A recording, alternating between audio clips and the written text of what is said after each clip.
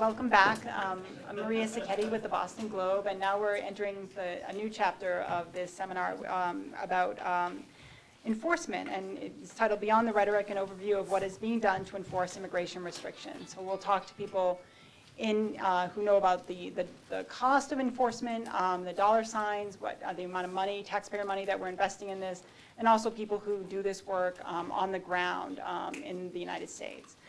So our first speaker is Marc Rosenblum, who's a specialist in immigration policy for the Congressional Research Service and is formerly with the Migration Policy Institute. He's done extensive research on border enforcement, on the cost of it, interior enforcement, and also on the Senate immigration bill. So he's a wealth of knowledge, and so welcome. Thank you. Thanks.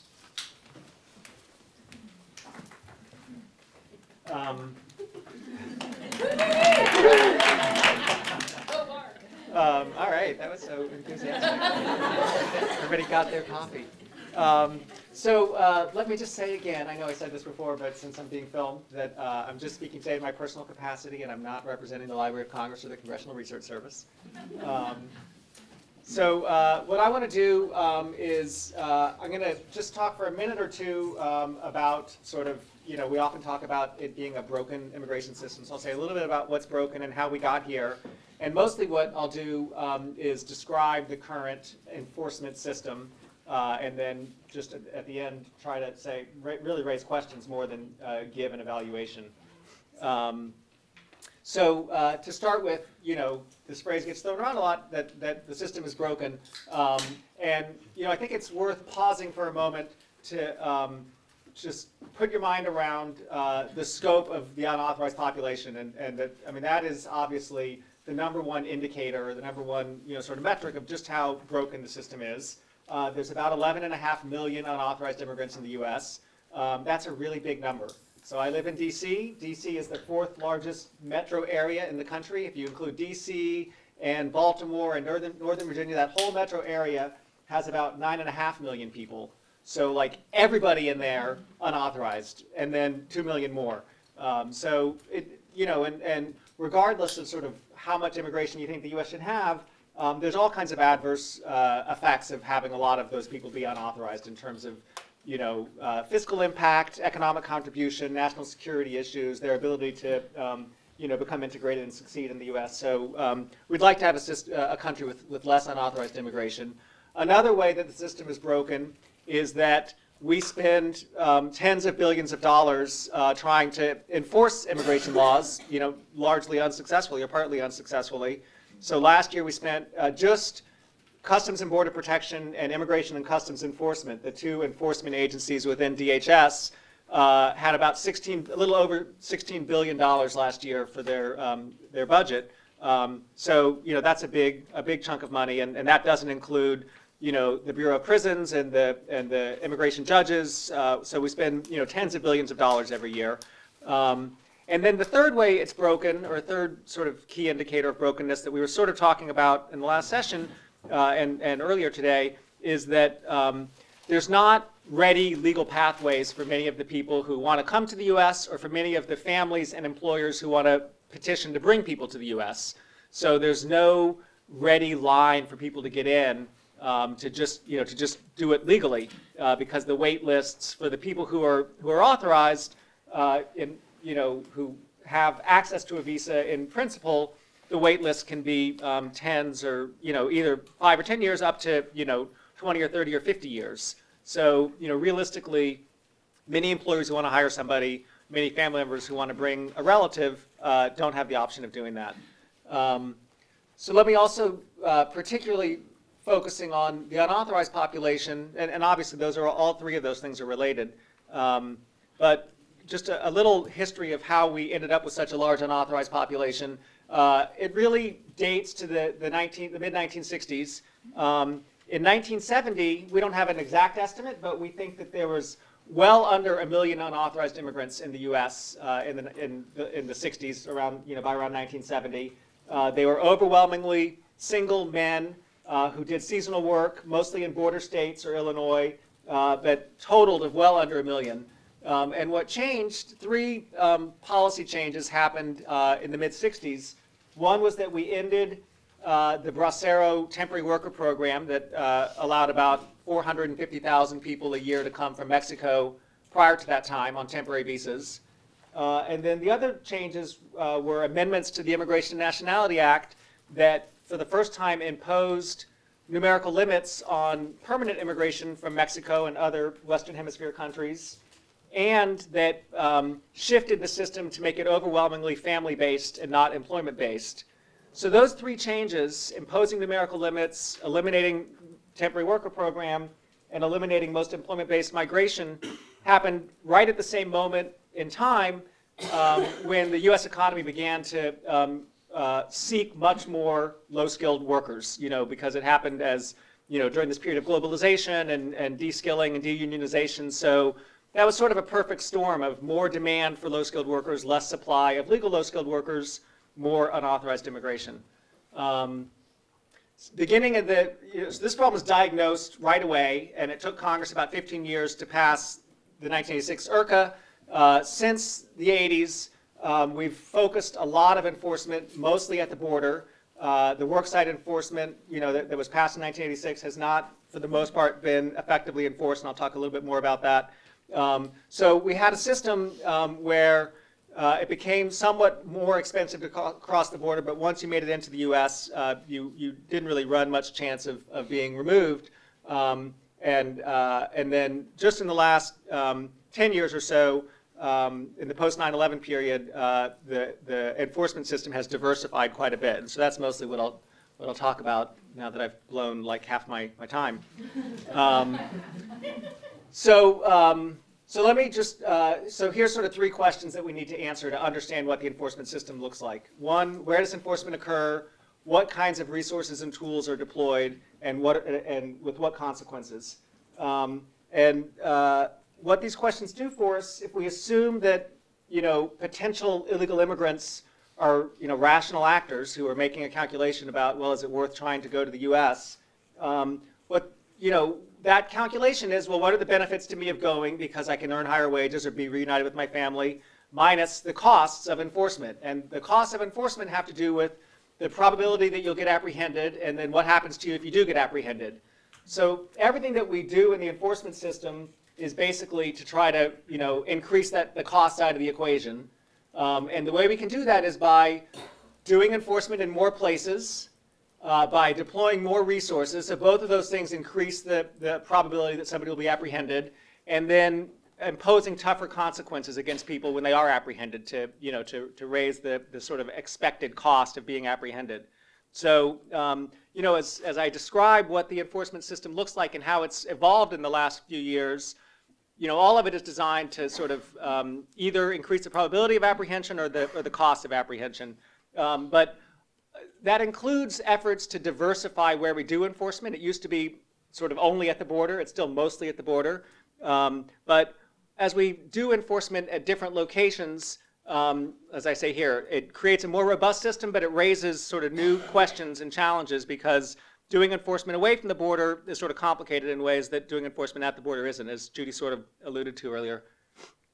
All right, so we do enforcement at all of these different places. I'm going to talk about them as I go. So I'm going to just quickly show you three pictures. This is enforcement at the border between ports of entry, and I'm just going to show you three pictures that personnel, appropriations, and infrastructure have all increased dramatically since the 1980s. And we can talk about some specific numbers if people are interested. The other thing that this is just in the last 5 or 6 years is that CBP, Customs and Border Protection, including the Border Patrol, have really shifted away from their traditional consequences of enforcement, which was that when you got apprehended at the border, you got put on a bus and taken back across the border. That's a system called voluntary return. What this picture shows is that as the number of apprehensions have fallen in the last 6 years, the solid line, almost all of the people who are apprehended now are either put in formal removal or face criminal charges, including through Operation Streamline, which is a streamlined criminal prosecution program. So formal removal and criminal charges are high consequence enforcement streams for aliens who are apprehended. They make an alien ineligible for a future visa, and or subject to jail time. So there's been this real effort to shift away from low consequence enforcement, which is voluntary return, just being removed, being repatriated, to these more formal, higher consequence forms of enforcement, but they're also a lot more expensive. Detaining somebody for a few days or for 6 months costs a lot more money than putting them on a bus. So the thing about enforcement between ports of entry is that everybody who's trying to cross the border between ports of entry is trying to come illegally. It's always illegal to cross between ports of entry. So, it's an efficient place to target enforcement resources for two reasons. One is that everybody who's coming there is illegal, so anybody you catch should be repatriated. And then it also, focuses the enforcement effort on unauthorized immigrants. It doesn't, have as many consequences for legal immigrants and for U.S. citizens. But even with that said, there's certainly several potential adverse consequences as we continue to put resources at the border. It has an environmental impact. It certainly has had a humanitarian impact on unauthorized immigrants. We've seen a rise in violence at the border and deaths at the border. It's had an impact on border communities. It's impacted our relations with our neighbors. It's had a strain on law enforcement and courts and border districts. But there's a reason that we've targeted a lot of enforcement at the border between the ports. And the other reason is that, at least half and probably closer to 2/3 of illegal immigrants in the U.S. enter that way. So all the rest of enforcement we do is not enforcement at the border between ports, and it all looks a little bit different. So at ports of entry, we confront a different set of challenges because the overwhelming majority of people trying to enter at a port and of goods that come through the port are legal. So we want to do enforcement between the ports because, between 1/3 and 1/2 of illegal immigrants come through ports of entry. But between ports of entry, we have to balance, that enforcement mandate against the need to facilitate legal flows. And the stakes are high because we had $2.2 trillion of merchandise imports in 2011 and 300 million legal admissions. And there's great pressure to facilitate those flows and to allow that legal travel to happen. And the other thing at ports is that we have a totally different type of threats coming through the ports than between the ports. So through the ports we have more sort of high value, potentially more high value unauthorized immigrants because if there is a terrorist trying to enter the U.S., they're not sneaking across the Sonoran Desert. They're coming with a false passport through a port. Or maybe across the Canadian border, but also illegal goods, most illegal drugs other than marijuana come through the port, so the enforcement mission is a little bit different between the ports. In terms of what kind of resources we put there and what kinds of consequences are associated with enforcement at ports of entry, we've had much more limited growth in resources. So basically, this is just looking at personnel. It's personnel in the post 9/11 period has basically been flat at ports of entry. We have not increased the number of people doing enforcement at the ports, while personnel between the ports has doubled, even though the mission at the ports is much more complex. And CBP does try to think about increasing the consequences of, the enforcement consequences for people apprehended at the ports, but that's a much smaller program than what they do between the ports. So the most significant change in the last 5 years or so in the enforcement system is that we do much more enforcement within the U.S. than we used to. The most important component of that interior enforcement is enforcement at jails and prisons. And it's mostly through the Secure Communities Program and the Criminal Alien Program. And what Secure Communities in particular does is after people are arrested, by state and local police for whatever offense, as they're being booked into jails, their fingerprints are checked. When their fingerprints are sent for a background check to the FBI for a criminal background check, the fingerprints are also shared with DHS for an immigration background check. And so, what this picture shows is that this is all in the last 5 years.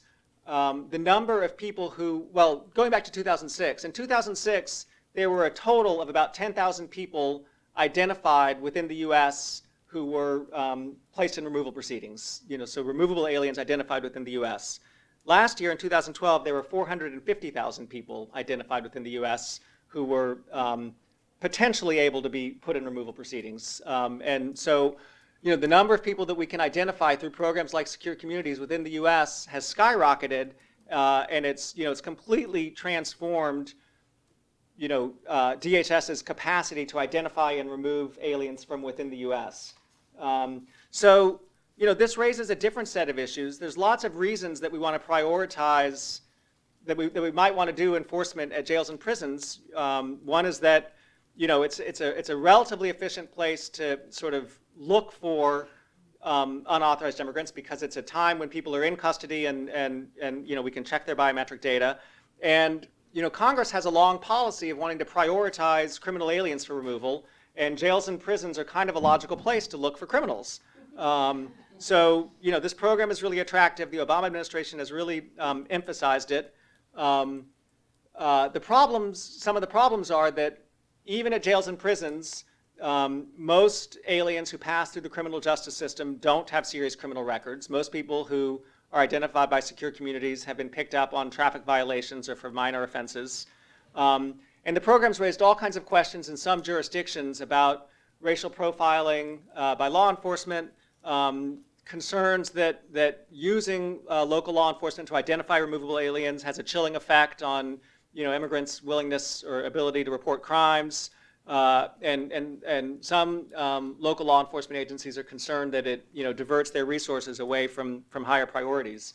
But this is a major program and has really transformed a lot of the debate about skyrocketing deportations under the Obama administration, and the debate, the concerns about the administration's prosecutorial discretion memos that put some people in removal proceedings and not others, has been driven by the capacity to remove people through this program.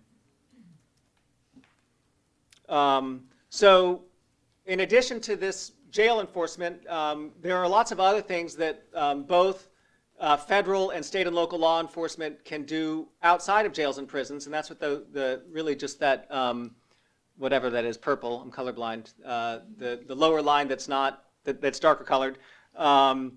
It's a much smaller program. The other law enforcement targeting, within the U.S. It's worth mentioning because we've heard a lot about, creating an entry-exit system and identifying and removing visa overstayers. When you think about what that would look like, is we know somebody has overstayed a visa, so then we have to go out and find them and remove them. That's much more cost and labor-intensive process for DHS to find people in the community, and or to look for high-value criminal aliens or high-value terrorist aliens that they may know about. Both of those involve going out and finding people in the community. They're much smaller programs. They're much more expensive. It's sort of a piece of the system that's not mostly in place. Okay, worksite enforcement. Without question has been seen as and has been the missing link in the U.S. system. There's two different, things that we may mean when we say worksite enforcement. One thing is that we may go to work sites where we think there are unauthorized workers and check people's status and round people up and remove them. And those were the high-profile raids that happened late in the Bush administration. Usually what we talk about is preventing employers from hiring unauthorized workers, eliminating the jobs magnet, so that there's no incentive for people or less incentive for people to migrate illegally. Targeting the workers is part of the same enforcement system that I was just describing that makes it more likely that people get apprehended and removed. Targeting employers is really focusing on the benefit piece of the equation for potential unauthorized workers. If you're trying to, when you eliminate the jobs magnet, there's less benefit to come. Both of these tools are difficult to implement. We talked a little bit on the last panel. There's some real political challenges to doing effective worksite enforcement because employers don't want to be raided or don't want to be audited and push back against it. And every time we've seen significant upticks in worksite enforcement, and they've all been small anyway, but even when there's been small increases in worksite enforcement, you've had a lot of political pushback, and Congress has, asked the agency to stop doing enforcement. But then, there's also huge practical challenges. We talked just a little bit about, the fact that E-Verify is vulnerable to identity fraud.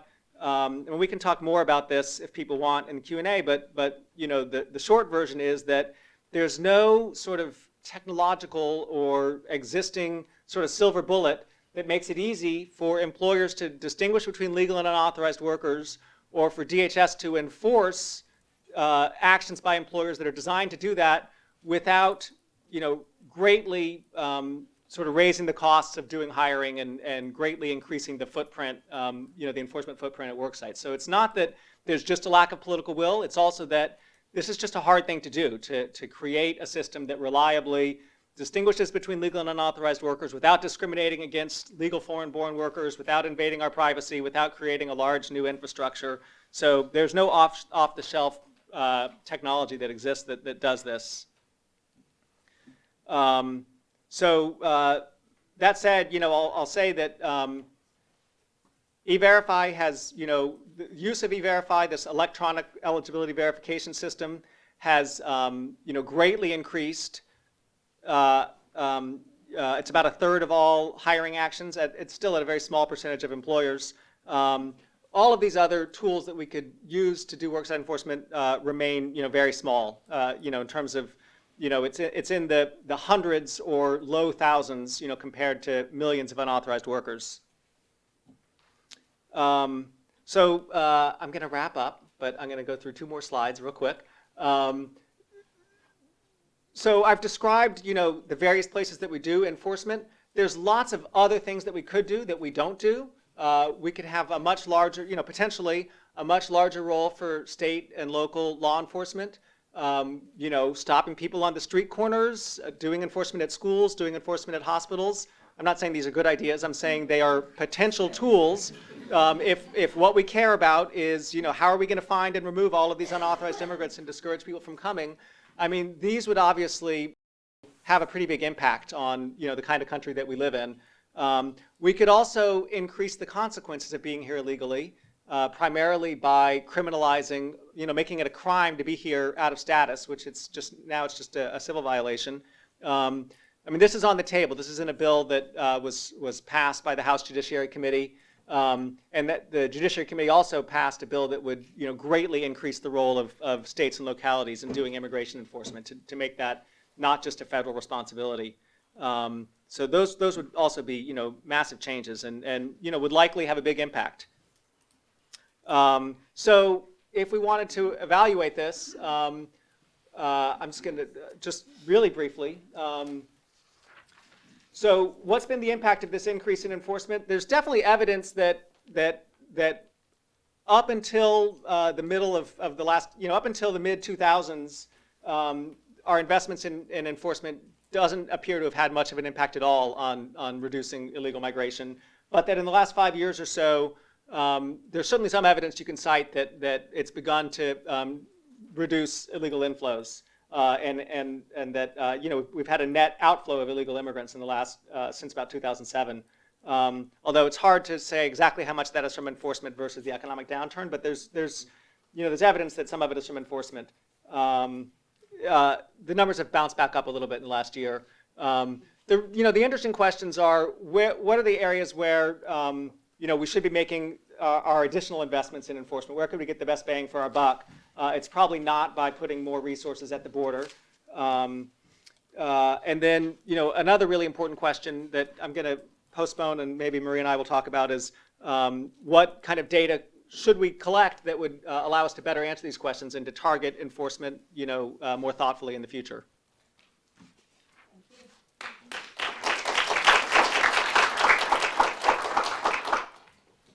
Ask you to stay here and take questions. Okay. Maria's going to take. Great. So I'll just ask one quick. Thank you so much. That was Sure. so informative. So I'm just going to ask one quick question. You started by talking about the broken immigration system, and we know there are so many questions about whether prosecutorial discretion is being implemented correctly, whether whether these are really, they are record high levels of deportations, but they're really just 4% of the overall unauthorized population. So is this really an efficient program? But my question is really a big picture question. We're spending billions of dollars. This is the Border Patrol and ICE are the largest law enforcement agencies in the country, right? And they're the only ones that are not required to disclose the arrests, the court documents. We don't really know exactly what they're doing with all this money. So I wonder, how can the government justify spending so much of taxpayers' dollars on a system where they're not transparent and they're not really telling us who's in it and how it's working? Congress continues to throw a lot of money at it, so that's the justification right there, I guess. I'll just push back a tiny bit on your premise by observing that I think that CBP in particular, the border enforcement agencies, have recently begun to collect and analyze data, much more thoughtfully than they used to. So since 2000 or so, we have we collect biometric data on everybody who passes through the immigration enforcement system, and so potentially we ought to be able to sort of trace the enforcement and future immigration histories. We ought to know somebody who's apprehended in Arizona in 2000 and detained and formally repatriated. If they show up again later in Texas and they show up again later in Arizona, that what we're doing, whatever enforcement we're throwing at them isn't working. And conversely, somebody who gets apprehended and then put in jail for 6 months, are they just as likely to show up again in the system 6 months later?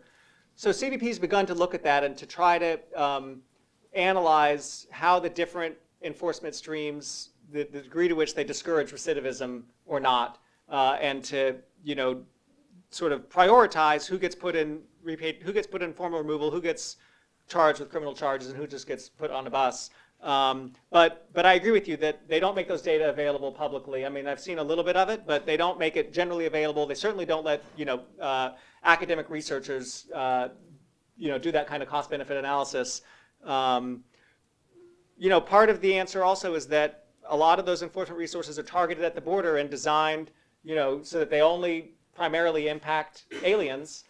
So there's not really a dedicated constituency pushing back against it. And it's expensive to do this kind of enforcement, but it's politically uncomplicated, compared to things that might be more effective, but would be, would have a bigger impact on U.S. citizens and legal immigrants. Right, thank you.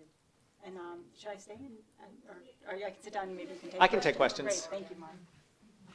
Sure. Yeah, you say that this kind of enforcement is politically more simple. Is that changing because of the rising number of Latinos who are voting? Diane, do you just want to introduce yourself? And I I'm haven't sorry, heard my from name's you yet. Diane Solis, and I work for the Dallas Morning News. I think that, when you look at the Senate bill, especially as it emerged on the Senate, after the Corker-Hoven amendment on the floor, the enforcement resources in the Senate bill continue to be overwhelmingly focused on the border, and a lot of them, so.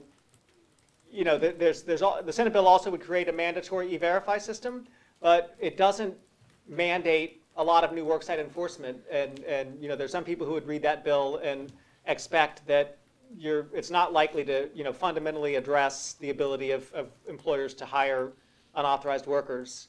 So I think I think the Senate bill still reveals some of that same that at the end of the day, when there was a decision that, we have to throw a lot of new enforcement resources into this bill, we continue to focus them on the border. But I think that there's a little bit more sort of pushback from certain border communities. You certainly, in the House, there's a lot of House Democrats from border states and from border districts that have pushed back, pretty loudly against it. When HR 15, this new bill in the House was introduced, the way that it got sort of universal support among the Democrats was by not including those new enforcement resources at the border. Yeah. I know you don't speak for the administration, but could you explain why Department of Homeland Security is actively violating the FOIA about any enforcement data over and over and over again for 6, 8 months, years and years? What drives No, I that? can't explain that. I mean, I think that this administration, I mean, in my experience with DHS, and particularly with ICE, much more than CBP, ICE has not been very transparent with its data. I mean, they've been the opposite of transparent, and they say it's law enforcement sensitive, and that it would jeopardize the success of those programs or whatever. But I don't know why they are an agency that is not. I have a much harder time getting data from ICE than from CBP. I was wondering if you could clarify when you explained the historical context of how illegal immigration grew.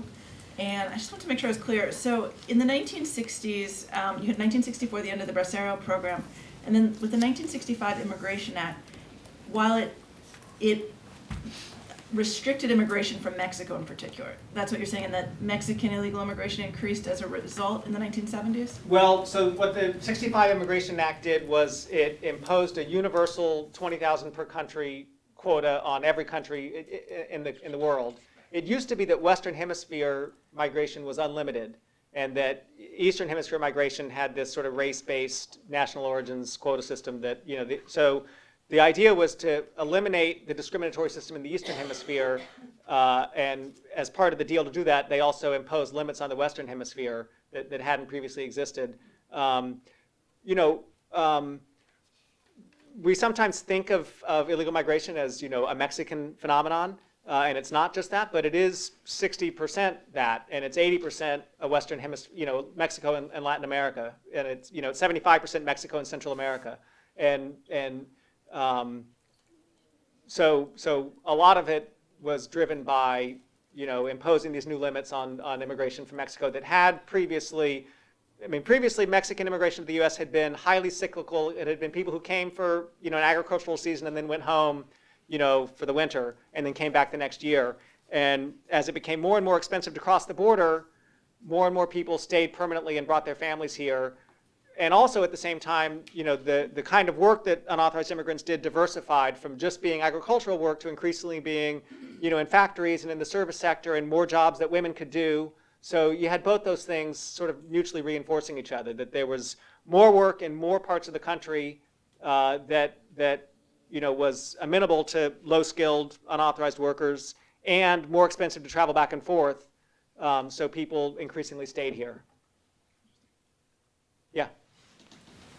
The Obama administration gets blamed for record deportations, but he also gets blamed for easing up on interior enforcement. Is there evidence that his administration has eased up on interior enforcement? Well, I think there's two things have happened in the interior. One is that, as I mentioned, the number of people who we identify in the interior has skyrocketed, and that all started during the Obama administration. The program was put in place by Bush, but in 2008, and it's really, it's mostly an Obama program. And as a result, the administration has, now that we identify, almost 500,000 people a year in the U.S., most of those people don't get put in removal proceedings. Most people get some kind of, most of them get some kind of deferred action, not a formal deferred action, but don't get put in removal proceedings. And the administration has published, these memos that describe, who's going to be eligible for prosecutorial discretion and who's going to be a priority for enforcement. And so that's attracted a lot of pushback from Republicans because the memos have said explicitly, we're going to, try to deport this kind of person and not focus attention on this kind of person. So that's viewed as, being soft on enforcement, but the numbers have gone up. And then the other thing that's happened in the interior is that late in the Bush administration, they did a bunch of pretty high-profile worksite enforcement actions that rounded up unauthorized immigrants and put them in removal proceedings. And the Obama administration has completely discontinued workplace raids, and they've done audits of employers to look for unauthorized hiring, but they have not done any enforcement at work sites that targets unauthorized workers. So they've gotten some criticism for that also. But overall, I think that the enforcement footprint in the interior is much bigger under Obama than it was under Bush, because they've got this new technology that Bush mostly didn't have. But the administration has, you can certainly look at these memos and look at the people who don't get put in removal, even though they get identified, and describe that as, being soft on enforcement. I don't know if that answers your question. Two more questions. Okay. Related to the question before about the growth of the undocumented population in the country, I wanted to ask you your thoughts. Again, one of the largest factors of international migration that's often left out of these discussions are things like NAFTA and free trade agreements, which are also stem from congressional policy.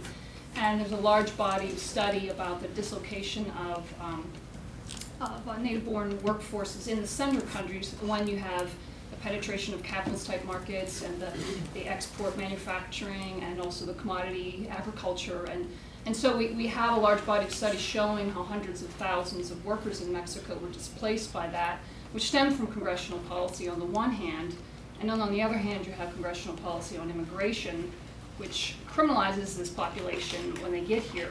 So what do you make of kind of the joining of those two types of policies, which are handled in such a different way, but are really related, but never discussed that way? I think that, there's definitely some research that specifically tries to, evaluate the effect of NAFTA on unauthorized migration. And, it's the same kind of thing where, you can find research that says it's caused it to increase. You can find some research that's skeptical of that. I put NAFTA within,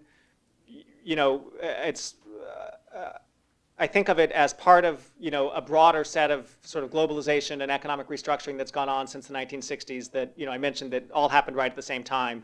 But certainly, economists are skeptical that you can, free up the flow of capital, free up the flow of goods and not expect it to cause people to move around also.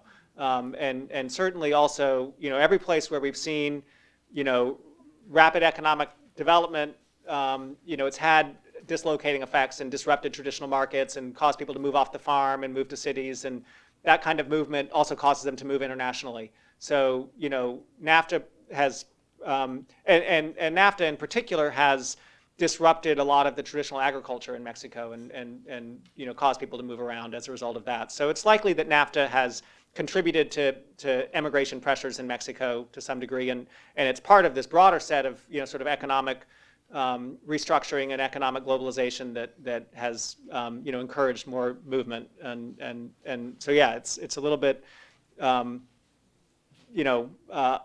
irrational to expect that it wouldn't. That it's a little bit odd that there was no labor chapter to NAFTA like there was in the EU. Yeah. I'm not calling on you. You're asking a hard question. That's what we're here for. I'm sorry? Julian Aguilar with the Texas Tribune. The same board of Democrats that rejected the Senate, the border search amendment, have embraced Chairman McCall's 1417, the Results Act. Is that tied to immigration reform? Because the chairman has been somewhat silent or reluctant to say that this is a part of immigration reform. It's a standalone bill. So if the hope that escaped Democrats is that legitimate hope, or is that another point of gridlock?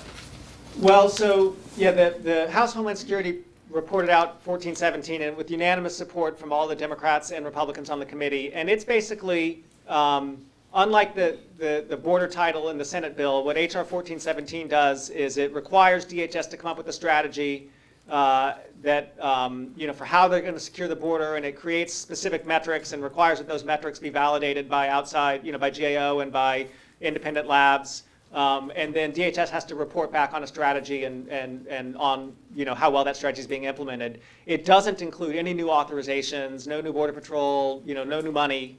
So it's a much more narrow. It's a 14-page bill, versus a 1,200-page bill in the Senate.